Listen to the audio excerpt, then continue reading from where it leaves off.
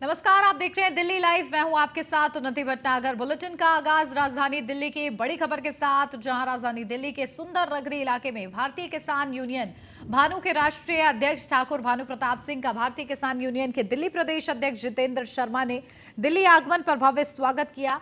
साथ ही आए हुए समस्त नेता को पटका और फूल माला पहनाकर उनका स्वागत किया गया। राष्ट्रीय अध्यक्ष ठाकुर भानु प्रताप सिंह ने सभी का सम्मान किया और उनकी एकजुटता के लिए उन्हें बधाई दी। तो वहीं भारतीय किसान यूनियन भानु के राष्ट्रीय अध्यक्ष ठाकुर भानु प्रताप सिंह ने प्रेस कॉन्फ्रेंस कर अपनी मांगों को लेकर केंद्र सरकार को चिताया। इन मांगों में मुख्य मांग थी कि जल्द से जल्द किसान आयोग का गठन किया जाना चाहिए। जो मीडिया बंधु अपनी जान की बाजी पर खेलकर दिन रात एक कर जनता को सच्चाई दिखाने का काम करते हैं, उन मीडिया कर्मियों के साथ दुर्घटना में या फिर अन्य किसी कारण से मौत हो जाने पर मीडिया कर्मियों को मुआवजा दिया जाए। साथ ही जो देश के वीर जवान सैनिक हैं, उनकी शहादत पर केंद्र सरकार की ओर से मुआवजा दिया जाए। भारतीय किसान भानु का राष्ट्रीय अध्यक्ष होने के नाते और उम्र भी अब हो गई, चौथा पद है।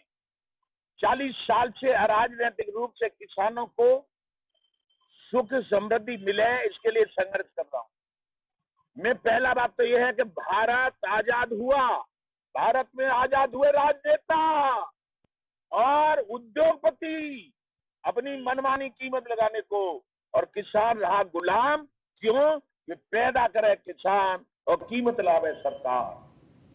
दिल्ली की अलग अलग जेलों में बंद बड़े बड़े गैंगस्टर पर अक्सर आरोप लगते हैं कि वे जेल से मोबाइल के जरिए कॉल करके बिजनेसमैन और दूसरे लोगों को टारगेट करके उन्हें कॉल करके एक्सटॉर्शन की डिमांड करते हैं। जहां सूचना मिलने पर जेलों में वहां के सुरक्षा कर्मियों ने छापा मारा और इक्का दुक्का मोबाइल भी बरामद करते रहते हैं। लेकिन मंडोली जेल में देर रात चले विजिलेंस की टीम की कार्रवाई में 8 मोबाइल और हैंडमेड 8 चाकू बरामद किए गए हैं।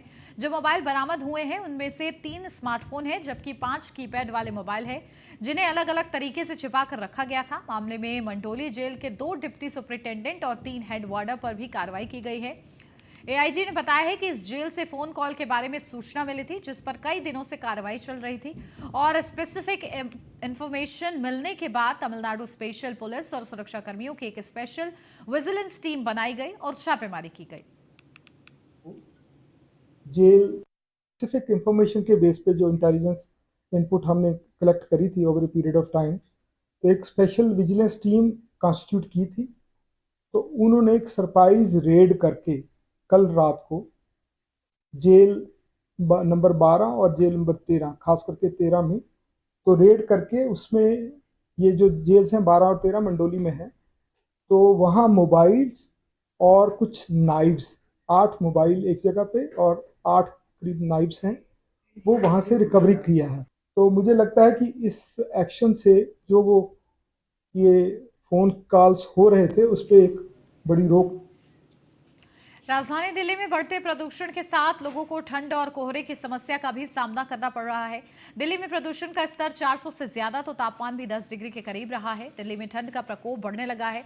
सुबह के वक्त काम पर जाने वाले लोगों को सर्दी के साथ साथ कोहरे की भी मार झेलनी पड़ रही है।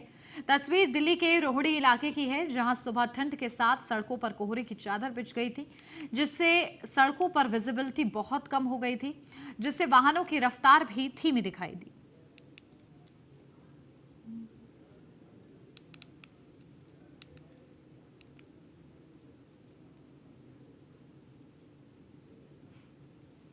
इस सीज़न में पड़ा नहीं है, बहुत ज़्यादा ठंडक है और बहुत ज़्यादा कोहरा है, कुछ भी दिखाई नहीं पड़ रहा। बड़ा संभल के आना पड़ रहा है क्योंकि गाड़ियाँ ही दिखाई नहीं पड़ रही हैं। पास आती हैं तभी कुछ दिखाई पड़ जाता है, बहुत संभल के चलना पड़ रहा है। सर विजिबिलिटी तो एकदम जीरो है, क्योंकि आज मैं ऑफिस जा रहा हूँ, मेरा नोएडा में ऑफिस है, और एकदम आप देख सकते हैं कि गाड़ी इतना लाइटें सब जलाने के बाद में भी आगे कुछ दिखाई नहीं दे रहा। बड़ी मुश्किल से समझ लो धीरे धीरे गाड़ी चला पा रहे हैं, लेकिन ऑफिस तो जाना ही है। और ठंड एकदम से, अभी 6 बजे तक कोहरा मतलब नहीं था और एकदम से कोहरा पता नहीं कहाँ से सारा का सारा इतनी ठंड बढ़ गई है। और ये आप देख सकते हैं कि सारे के सारे ऑरेंज वाले इंडिकेटर जो हैं ये चारों को चारों जला के चलने पड़ रहे हैं। हेडलाइट चल रही है, फॉग लैम्प चल रहे हैं, तब भी आगे विजिबिलिटी बिल्कुल जीरो के बराबर है, क्योंकि आगे दिखाई बहुत ही कम दे रहा है। आज दिल्ली विधानसभा में नेता प्रतिपक्ष रामवीर सिंह बिधूड़ी ने एक बार फिर दिल्ली की हवा जहरीली होने पर केजरीवाल सरकार को कटघरे में खड़ा किया है। दिल्ली के ज्यादातर इलाकों में एयर क्वालिटी इंडेक्स 450 के पार चला गया, जो कि इमरजेंसी जैसी स्थिति है। रामवीर सिंह बिधूड़ी ने संवाददाता सम्मेलन को संबोधित करते हुए कहा कि दिल्ली सरकार ने सिर्फ घोषणाएं की हैं और जमीनी स्तर पर प्रदूषण पर नियंत्रण के लिए एक भी ठोस कदम नहीं उठाया है।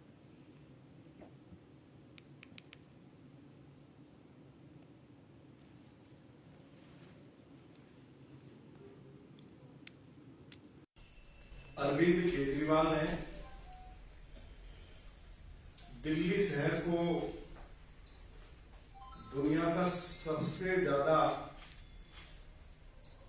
प्रदूषित शहर के रूप में उसको घोषित करवा दिया है। आज से कुछ समय पहले WHO ने कहा कि दिल्ली दुनिया की सबसे ज्यादा प्रदूषित राजधानी है। भारत के सुप्रीम कोर्ट ने भी दिल्ली में प्रदूषण का जो स्तर बढ़ा, उस पर दिल्ली सरकार को डांट लगाई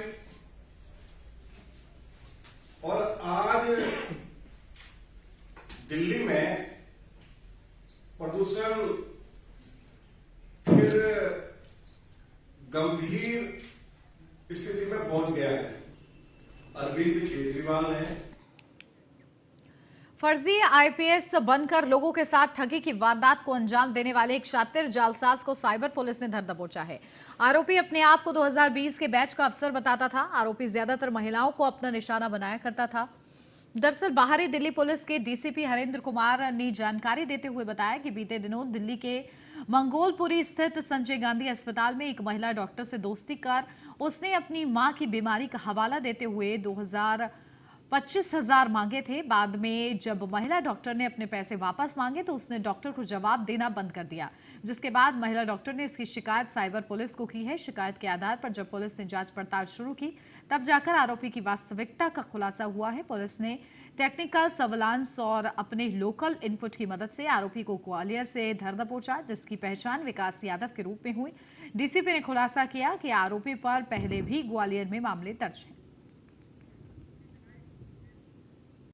आउटर डिस्ट्रिक्ट दिल्ली पुलिस के पुलिस स्टेशन साइबर ने एक ऐसे शख्स को ग्वालियर से गिरफ्तार किया है जिसने सोशल मीडिया पे अपना प्रोफाइल 2020 बैच के 460 रैंक होल्डर आईपीएस ऑफिसर के तौर पे डाला हुआ था और अपनी क्वालिफिकेशन को भी आईटीआई ग्वालियर से, जहां उसने वेल्डिंग की ट्रेनिंग ली थी, उसको चेंज करके आईआईटी कानपुर का कंप्यूटर इंजीनियरिंग का प्रोफाइल डाला हुआ था।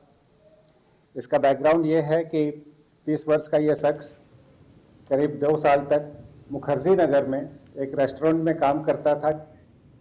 अब खबर दिल्ली के द्वारका से है, जहां पुलिस स्टेशन बिंदापुर के कर्मचारियों द्वारा चोरी किए गए मोबाइल फोन और कार की बैटरी की बरामदगी के साथ गश्त कर पुलिस ने एक चोर को गिरफ्तार किया है। चोर के कब्जे से 2 चोरी के मोबाइल फोन, 2 चोरी की कार की बैटरी बरामद की गई है। आरोपी पहले स्नैचिंग, चोरी और आर्म्स एक्ट के 6 मामलों में शामिल है। इसकी गिरफ्तारी के साथ ही चोरी के कुल 4 मामलों का खुलासा हुआ है। पूछताछ के दौरान उसने अपना नाम और पता रंजीत सिंह जेजे कॉलोनी का निवासी बताया है। आपराधिक रिकॉर्ड की जांच करने पर वह थाना बिंदापुर का बीसी पाया गया है।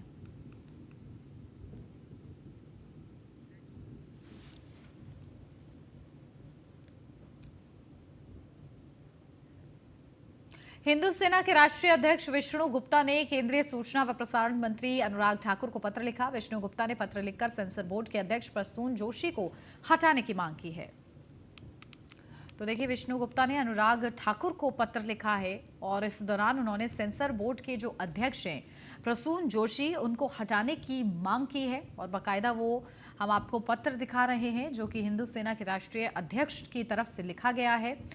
और उन्होंने इस पत्र के माध्यम से अनुराग ठाकुर को लिखते हुए ये पत्र गुहार लगाई है कि सेंसर बोर्ड के जो अध्यक्ष हैं प्रसून जोशी, उनको हटा दिया जाए।